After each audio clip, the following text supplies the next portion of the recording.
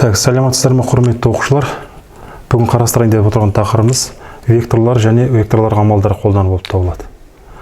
Енді сіздер білесіздер, 7 сыныптан бері физика шамаларды жалпы векторлық шамалар және скаляр шамалар деп екеуі қарастыратын едік. Векторлық шамалар дегеніміздің анықтамасына келетін болсақ, векторлық шамалар сандық мәні бар және бағыты анықталған, яғни бағыты бар шамалар векторлық шамалар болып табылады. Мысал келтіріп айтатын болсақ, мысалы физикалық шамаларға жаңағы 1 сағат деп айтуға болады. 1 сағат дегенде мөлшері бар, бірақ бағытын айта алмайсыз ғой. Бұл бағыты белгісіз шама, бұл скаляр шама ашылады. Ал векторлық шамаға келетін болса, ол жаңағы бағыт анықталынған болу керек. Мысалы, күш итеріп қалдыңыз, сізге қарай итеріп қалды. Мен 5 ньютон күш жұмсасам, не істеп тұрмын? Міне сізге қарай. Яғни сандық мәні де бар, бағыты да бар. Осындай шамалар векторлық шамалар болып табылады. Енді осы векторларға амалдар қолдануға қарастырайық. Яғни бұл сіздер математикалық курсынан, яғни геометриядан да оқитын боласыздар 9 сыныпта. Енді біз соны қазір физикада қысқаша шолу жасап қарастырып кетеміз. Бірінші қосу, векторларды қосуды қарастырып көрейік. Яғни қосуға келетін болсақ, бұл жерде бұның үшбұрыштық тәсілі және параллелограмм ережесі. Үшбұрыш ережесі, параллелограмм ережесі деген ережелер бар, сол арқылы қоса аламыз. Бұл жаңағы бір-біріне қандайдыр бұрышпен орналасқан векторларды қосқан кезде қарастырылады. Енді бағыттас жаңағы параллель жатқан векторларды қосатын болсақ, яғни вектордың жерге қандай да бір А векторын сызайын. Вектордан басы болу керек және оның ұшы болу керек. А вектор болу керек. Бағыттас параллель жатқан векторларды қосу оңай. Біреуінің басын, екіншісінің ұшына, яғни басы, ұшы қоясыз да қоса бересіз. Енді міне мысалы, Б вектор. Параллель жатқан, мысалы, бір Б вектор мына жақта жатты дейік. Б вектор мына жақта орналасты дейік, мысалы.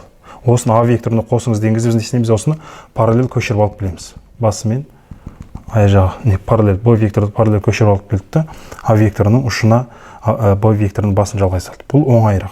Шын мәнінде олар бір-біріне қандайдыр бұрышпен орналасқан жағдайда ол не болады?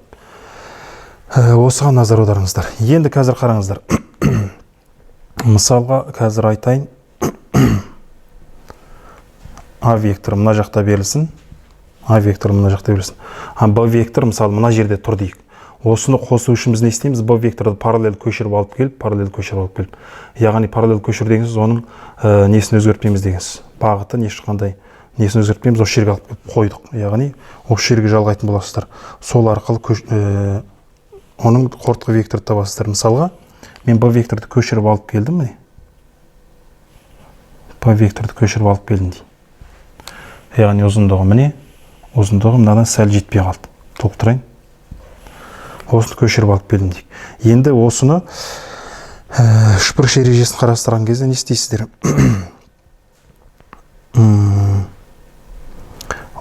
Жоқ, бұны басына емес, бұны параллель көшіріп, біз мына Б векторды көшіріп, А векторының ұшын алып келіміз керек.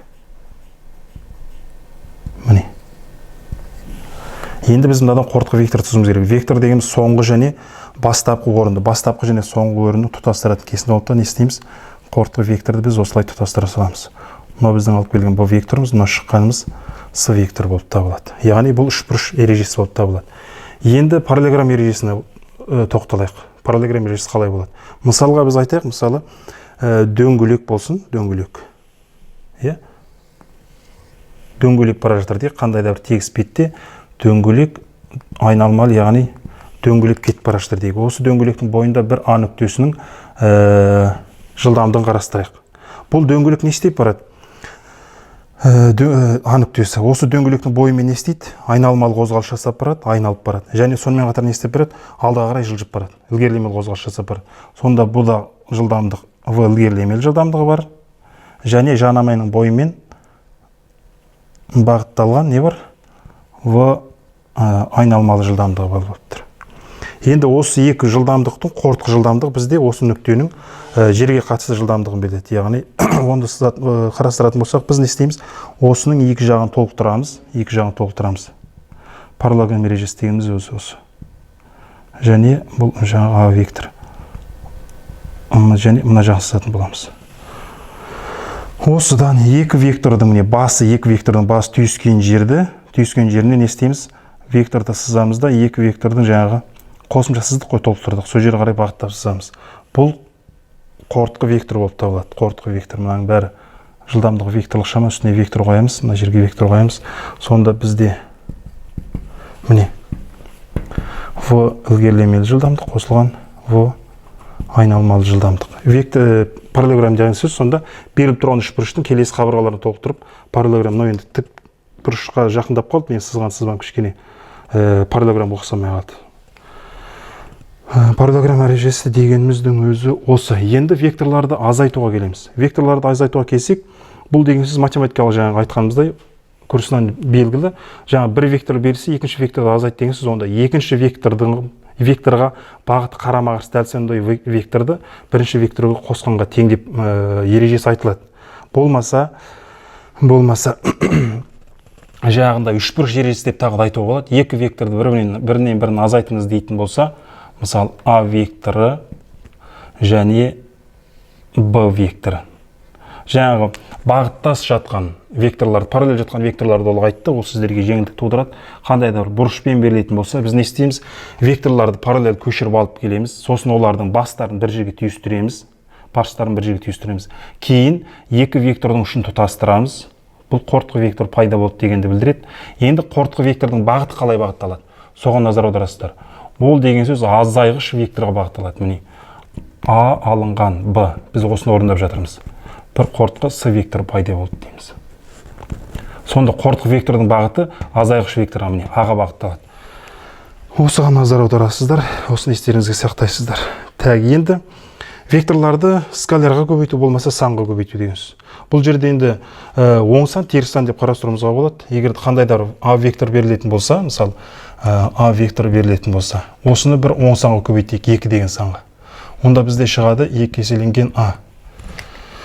Яғни ол деген сөз қортқы вектордың шамасы, яғни ұзындығы бастапқы берілген векторды сол санға еселей салынға тең.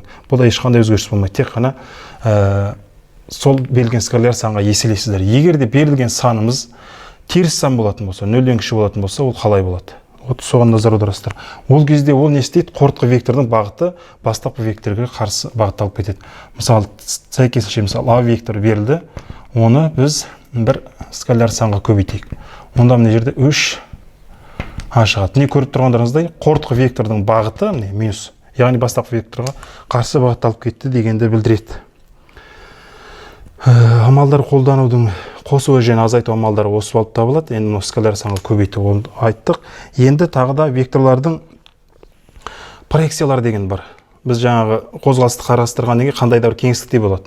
Біз көбісі кеңістікте болғаннан кейін X және Y координаталарды жазамыз. Соған қатысты біз соның проекцияларын қарастырып өтейік. Мысалы, бізде X және Y өсі берілсін. X және Y өсі берілетін болсын. Осы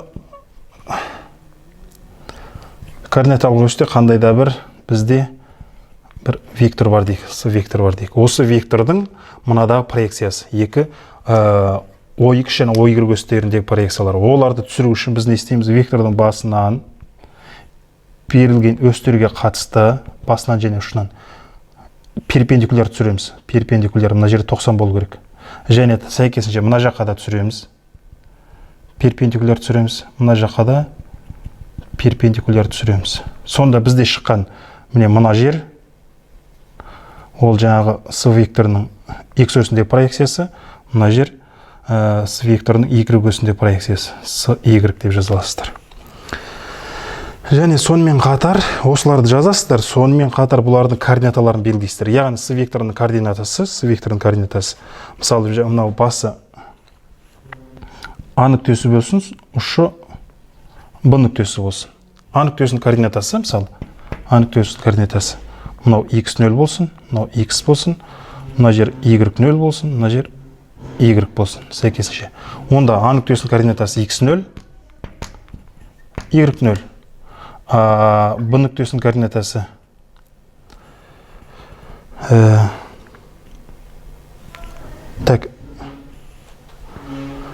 Б нүктесінің координатасы X және Y болып табылады. Бұл координаталарын жазып жатырмыз.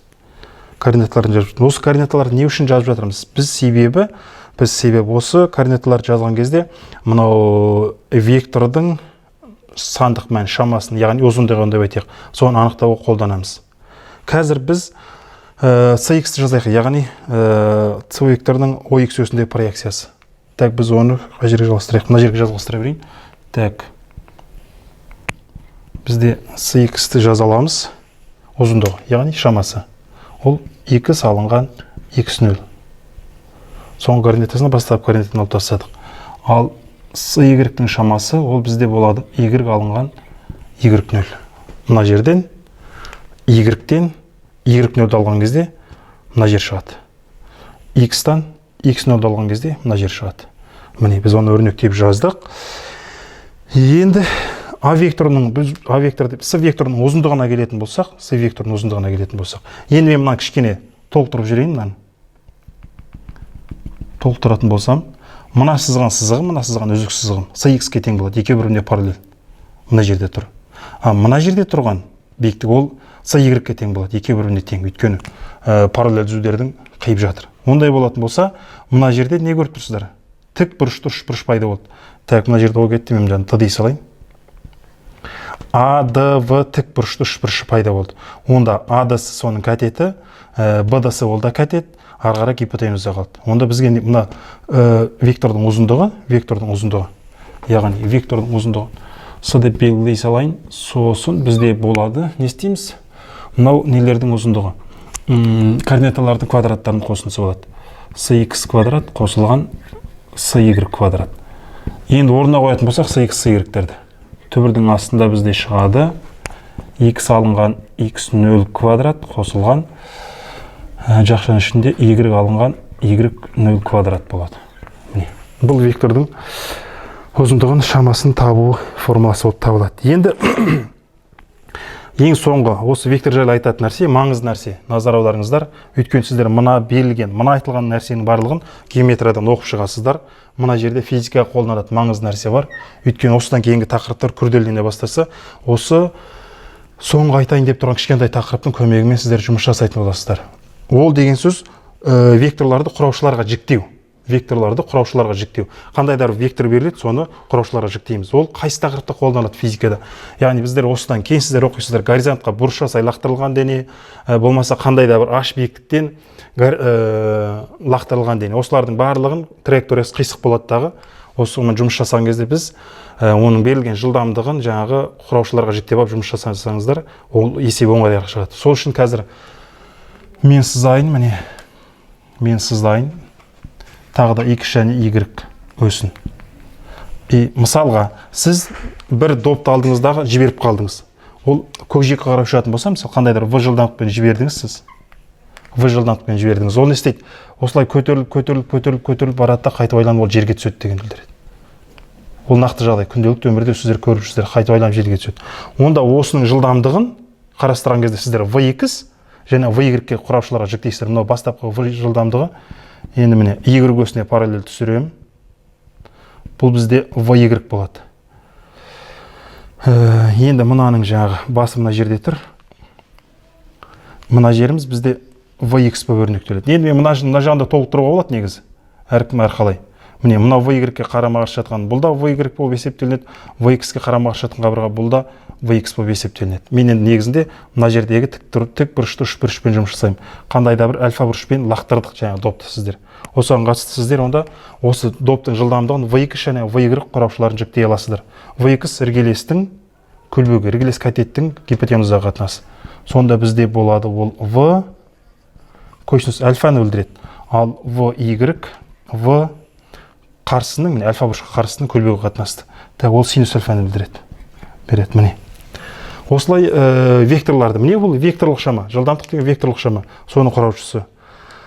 Осылай құраушыларға жүктеген кезде сіздердің есептеріңіз оңайырақ шығатын болады. Бұны естеріңізге сақтап алыңыздар, келесі тақырыпта қолданылатын боласыздар. Біздің бүгінгі айтатын тақырыбымыз аяқталды. Назарларыңызға рахмет.